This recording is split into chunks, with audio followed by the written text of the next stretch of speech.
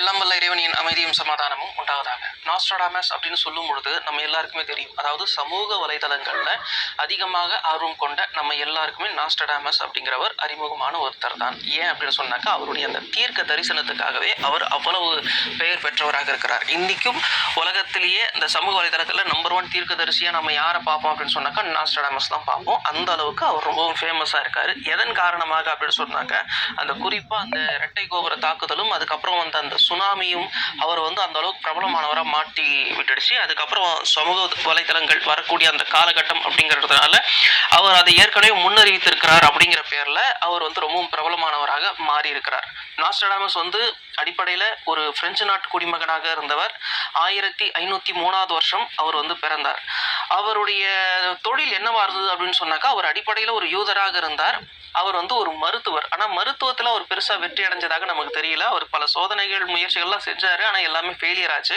அதுக்கப்புறம் அவர் அந்த மருத்துவத்தில் இருக்க அவருக்கு விருப்பமும் இல்லை. அதுக்கப்புறம் அவர் என்ன பண்ணுறாரு அப்படின்னு சொன்னாக்கா, அவர் ஜோதிடத்துக்குள்ளே வர்றாரு. ஜோதிடத்துக்கு உள்ளே வந்ததுக்கு அப்புறம் அவர் வந்துட்டு அவர் ரொம்ப ஆர்வத்தோடு அந்த ஜோதிடத்தில் பழகிறதுனால அது ரொம்ப எளிமையாக இருந்தது. மக்களுக்கு வந்து அவர் ஜோதிடத்தை சொல்லும் பொழுது பல விஷயங்கள் உண்மையாகிறத வந்து மக்கள் உணர்ந்தாங்க. அப்போ என்ன ஆகுது அப்படின்னு சொன்னாக்கா, அவருடைய புகழ் வந்து அந்த அவர் தங்கியிருக்கிற அந்த ஊர்களில் வந்து பரவ ஆரம்பிக்குது, ஊர் முழுக்க.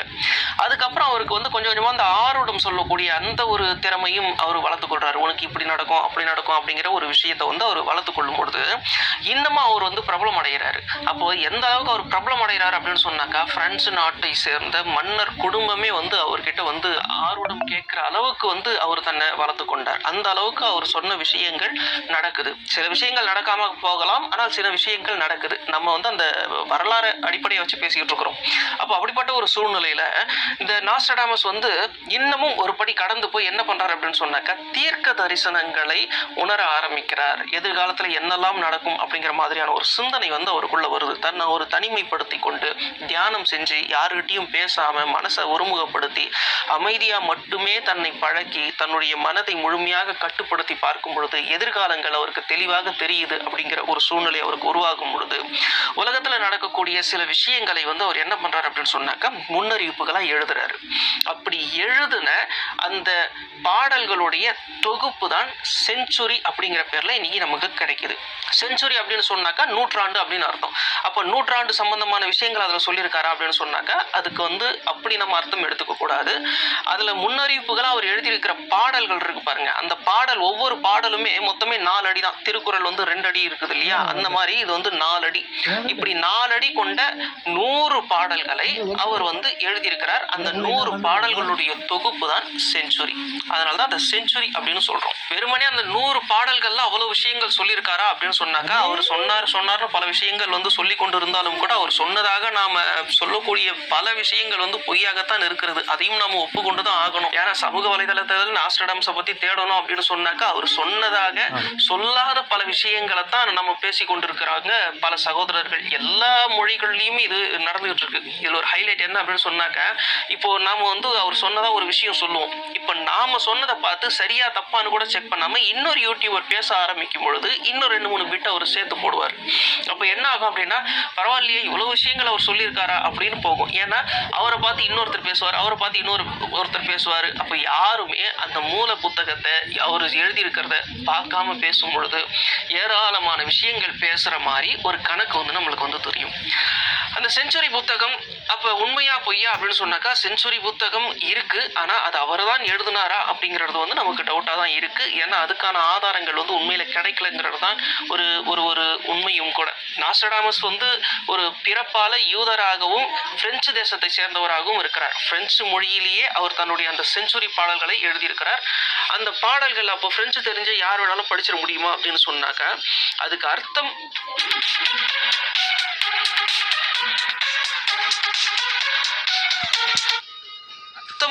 என்ன அப்படின்னு புரிஞ்சுக்கிறது ரொம்ப கஷ்டம். இப்போ ஒரு உதாரணத்துக்கு நம்ம திருக்குறள் படிக்கிறோம்னு வைங்க. செல்வத்துள் செல்வம் செவிச்செல்வம் அச்செல்வம் செல்வத்துள் எல்லாம் தலை அப்படின்னு சொன்னாக்கா, சாமானியர்களுக்கு அது அர்த்தம் புரியாது.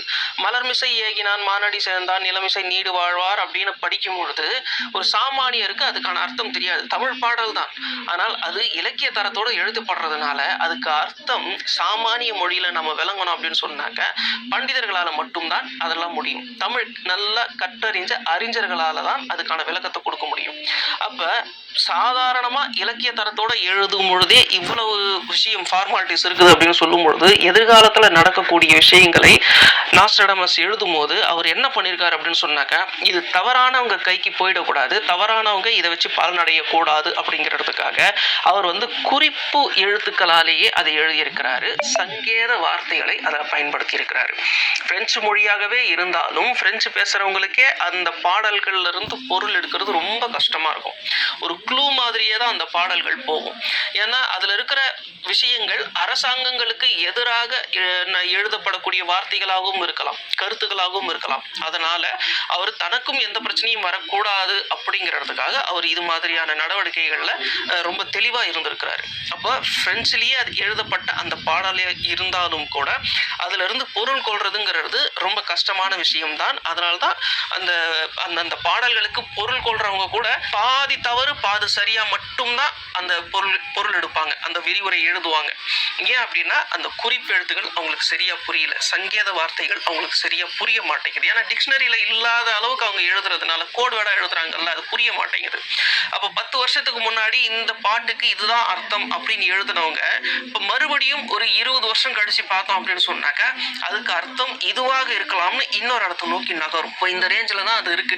அப்போ ஒரு பாட்டுக்கு இதுதான் கரெக்டான அர்த்தம் அப்படின்னு எதையுமே நம்ம சரியா சொல்லிட முடியாது, சில பாடல்களை தவிர்த்து. அவர் எழுதுனா அந்த புத்தகம் இன்னும் இருக்கா அப்படின்னு சொன்னாக்க, ஏன்னா இப்போ நாஸ்ட்ராடமஸ் சொன்ன அந்த தீர்க்க தரிசனம், அந்த செஞ்சுரி அப்படிங்கிற அந்த ஒரு புக் இருக்கு பாருங்க, அது எப்படி இன்னைக்கு பதிவு செய்யப்படுது, எங்க இருந்து இவங்க எடுக்கிறாங்க, மூல பதிப்பு இருக்கா அப்படின்னு சொன்னாக்க 1503 நாஸ்ட்ராடமஸ் பிறக்கிறாரு.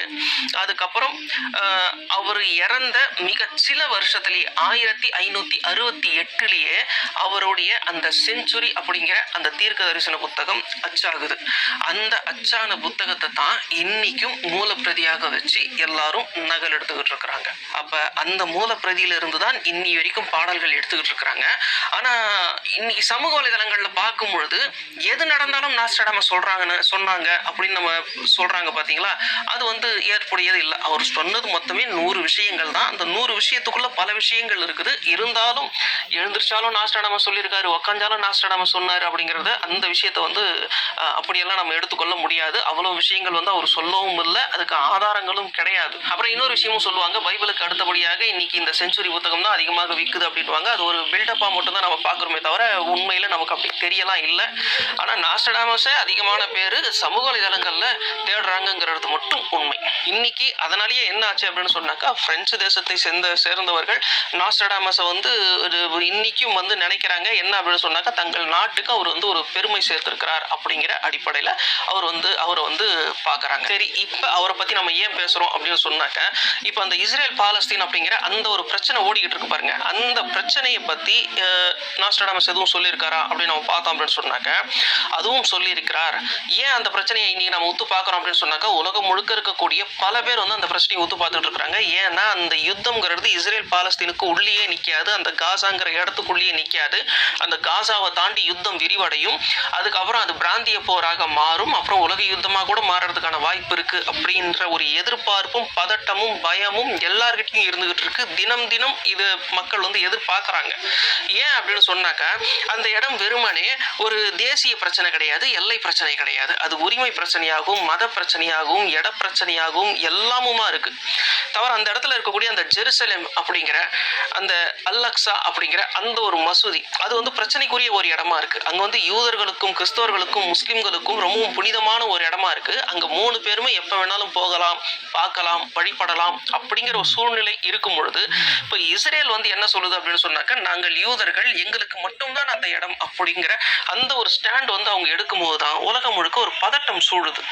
கிறிஸ்தவர்களுக்கு இயேசுவை நினைவு கூறக்கூடிய ஒரு இடம், யூதர்களுக்கு அவர்களுடைய தீர்க்க தரிசிகளை நினைவு கூறக்கூடிய ஒரு இடம், முஸ்லிம்களுக்கு 3வது புனித இடம். அப்ப இவ்வளவு சிறப்பம்சம் கொண்ட இந்த இடத்தை யூதர்கள் மட்டுமே சொந்தம் கொண்டாடுவது அப்படின்னு வரும்பொழுது மிக நிச்சயமாக இதை மற்றவர்கள் ஏற்றுக்கொள்ள மாட்டார்கள், குறிப்பாக அருகாமையில் இருக்கக்கூடிய அந்த முஸ்லிம் நாடுகள். அப்ப இந்த 3வது உலக யுத்தத்துக்கான வாய்ப்புங்கிறது பிரகாசமா இருக்கிறது தெரியுது. அப்ப அப்படிப்பட்ட சூழ்நிலையில நாஸ்ட்ராடமஸ் இந்த 3வது உலக யுத்தத்தை பத்தி என்ன சொல்றாரு அப்படின்னு நம்ம பார்த்தோம்னு சொன்னா, மத்திய கிழக்கில் 2 மதத்தை சேர்ந்தவர்களுக்கு இடையே பிரச்சனை வரும். அது 3வது உலக யுத்தமாக வெடித்து சிதறும். அரசியலில் யார் பெரியவர்கள் என்ற போட்டியே இதற்கு காரணம். இது 1999 2025க்குள் எப்பொழுது வேண்டுமானாலும் நடைபெறலாம் அப்படின்னு சொல்லியிருக்கிறாரு. அப்போ மத்திய கிழக்குல 2 சமுதாயத்துக்கு இடையில சண்டை வருது அப்படின்னு சொல்லும் பொழுது கொஞ்சம் நல்லா புரிஞ்சுக்கொள்ளணும். மத்திய கிழக்கு அப்படின்னு சொன்னாலே கண்ணை மூடிக்கிட்டு சொல்லலாம் முஸ்லிம்கள் மட்டும்தான். முஸ்லிம்கள் மட்டுமே ஆதிக்கத்தில் இருக்கக்கூடிய அந்த ஒரு இடம். ஆனா 1948 தான் இஸ்ரேலுங்கிற பேர்ல யூதர்கள் அங்க குடி வைக்கப்படுறாங்க. அப்ப யூதர்களுக்கும் முஸ்லிம்களுக்கான பிரச்சனை அப்போதான் உருவாகுது. இதுல ஒரு விஷயம் என்ன அப்படின்னா, அந்த இஸ்ரேல் அப்படிங்கிற அந்த ஒரு தேசத்துடைய உருவாக்கத்தை கூட நாஸ்ட்ராடமஸ் அவ்வளவு தெளிவா சொல்றாரு. சிரியா, ஜோர்டான், பாலஸ்தீன் இந்த நிலங்கள் துண்டாடப்படும், புதிய சட்டம் அங்கே அமல்படுத்தப்படும் அப்படிங்கிறாரு. அதாவது அந்த இடம் துண்டாக்கப்பட்டு இஸ்ரேலுக்காக ஒதுக்கப்படும் அப்படிங்கிற அந்த ஒரு விஷயத்த சொல்றாரு. இதன் காரணமாக நம்பிக்கை சிதறும், அதாவது அந்த அமைதியின்மை உருவாகும், யாரையும் நம்ப முடியாத சூழ்நிலை உருவாகும் அப்படிங்கிற அந்த ஒரு விஷயத்தையும் சொல்றாரு. அப்ப அந்த இஸ்ரேலை பத்தின முன்னறிவிப்பு அவ்வளவு தெளிவா இருக்கிறத நம்ம பார்க்கிறோம். இன்னொரு விஷயம் என்ன அப்படின்னா, அதையும் தாண்டி இன்னொரு பாடலை சொல்றாரு. என்ன அப்படின்னா, இப்ப அங்க நடக்கக்கூடிய அந்த காசா அப்படிங்கிற அந்த ஒரு இடத்துல நடக்கக்கூடிய ஒரு யுத்தம், காசாவில இருந்து மக்கள் முழுசா வெளியேற்றணும் அப்படிங்கிறதுக்காக தான் நடக்குது. யூத குடியிருப்புகள் அங்க கொண்டு வரணும் அப்படிங்கிறதுக்காக தான் அது நடக்குது. இது போக அந்த காசாவுடைய கடற்கரைக்கு கீழே முழுக்க முழுக்க எரிவாயு இருக்கிறது இப்ப கண்டுபிடிக்கப்பட்டிருக்கு. அதாவது 10 வினாடிகளில் இந்த ஆப்பை திறக்க உங்களுக்கு சவால் விடுகிறேன். வெறும் 10 வினாடிகள் தான், ஆனா நீங்க தனியா இருக்கணும். அதாவது கேஸ். இப்ப இஸ்ரேலுக்கு இந்த கேஸும் தேவைப்படுது. ஏன்னா அதை வச்சு அவங்க நல்லா சம்பாதிக்க முடியும். இஸ்ரேலுக்குன்னு சொல்லும்பொழுது பெருசா அவங்களுக்கு அந்த சம்பாத்தியம் எல்லாம் கிடையாது. நம்ம ஏற்கனவே பல வீடியோக்கள்ல சொல்லியிருக்கோம். இஸ்ரேலை பொறுத்த வரைக்கும் அது சொந்த காலில் நிற்கவே இல்லை. மற்றவர்களுடைய ஒப்பந்தம் மூலியமாகவும் நிதி உதவி மூலியமாகவும் தான் அந்த நாடு அங்க இருந்துகிட்டு இருக்கு. அப்படிப்பட்ட சூழ்நிலையில அவங்களுடைய வருமானத்தை பெருக்கி கொள்ளணும் அப்படின்னு சொன்னாக்க அந்த கேஸ் அவங்களுக்கு தேவை கடற்கரை ஓரமாக. அப்ப அப்படிப்பட்ட ஒரு சூழ்நிலையில அதை நாஸ்ட்ராடமஸ் அவர்கள் அவ்வளவு துல்லியமா அறிவிக்கிறத நான் அந்த புத்தகத்துல பார்க்க முடியுது. இதுல ஒரு விஷயம் என்னன்னா, இன்னைக்கு நாடு இல்லாத ஒரு சமுதாயம் எது அப்படின்னு நம்ம பார்த்தோம்னா மிக நிச்சயமாக பாலஸ்தீனியர்கள் தான். பாலஸ்தீனியர்களுக்கு தான் உலகத்திலேயே நாடு கிடையாது. 80-85% அதிகமான மக்கள் பாலஸ்தீனியர்கள் அவங்க நாட்டுக்கு வெளியில தான் இருக்காங்க, அகதிகளா இருக்காங்க, அகதிகள் முகாம்கள்ல இருக்கிறாங்க. ஏன்னா இந்த இடம் முழுக்க ஆக்கிரமிக்கப்பட்டிருக்கு. ஆனா நாஸ்ட்ராடமஸ் சொல்றாரு அந்த அகதிகள் எல்லாம் மறுபடியும் வருவாங்க அப்படின்னு சொல்றாரு. அகதிகளாக வெளியேறியவர்கள் மீண்டும் அழைக்கப்படுவார்கள் அப்படின்னு அந்த பாடலை அவர் துவக்குகிறார். எந்த அளவுக்கு சொல்றாரு அப்படின்னு சொன்னாக்க, அகதிகளாய் நாட்டை விட்டு வெளியேறியவர்கள் மீண்டும் அழைக்கப்படுவார்கள். ஆழ்கிணறுகள் வளப்படுத்த பெற்றோரும் பிள்ளைகளும் முயல்வார்கள். கொடியவனான தந்தையும் பிள்ளைகளும் மூச்சு திணறி விடுவார்கள். மிகவும் தீயவனான மகன் கிணற்றில் மூழ்கி போவான். இந்த பாடலுடைய எண் C.4.53. அகதிகளாய் நாட்டை விட்டு வெளியேறியவர்கள் மீண்டும் அழைக்கப்படுவார்கள் அப்படின்னு சொல்லும் பொழுது நாட்டிழந்த அந்த மக்கள் மீண்டும் அங்கே உள்ள நுழைவார்கள் அப்படிங்கிறது தெரியுது.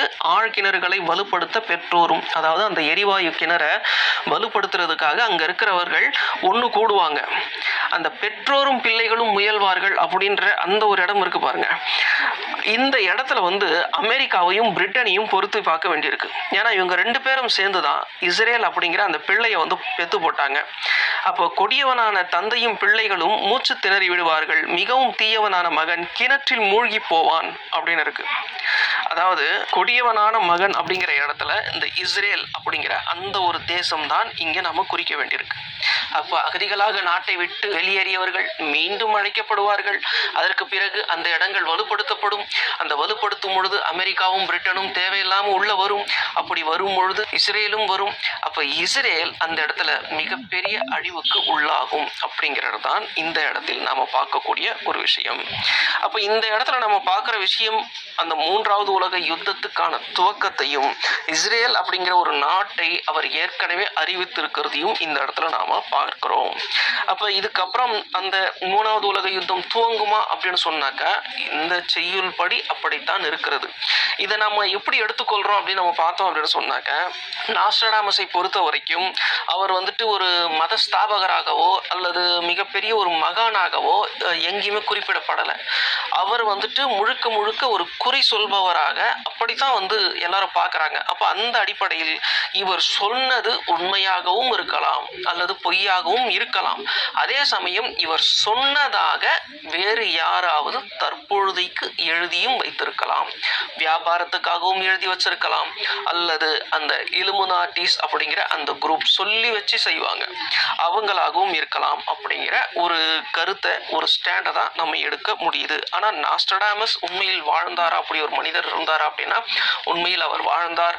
அவர் யூதர், அதுக்கப்புறம் கிறிஸ்தவராக மாறுகிறார், அதுக்கப்புறம் அவர் மருத்துவ பணியாற்றுகிறார், மருத்துவத்திலிருந்து அவர் விலகி ஜோதிடத்துக்கு போகிறார். ஜோதிடத்தை செய்யும் பொழுதே அவருக்கு ஒரு ஸ்டெப்பு மேலே போய் ஆருடம் சொல்ல தொடங்குகிறார். அதுக்கும் ஒரு ஸ்டெப் மேலே போய் வருங்காலத்தில் தனக்கு பிறகு என்னென்ன நடக்க போகுது, உலக முடிவு வரைக்கும் என்னென்ன நடக்க போகுது அப்படிங்கிற விஷயத்தை எல்லாம் அவர் வந்து பதிவாக எழுதுகிறார்.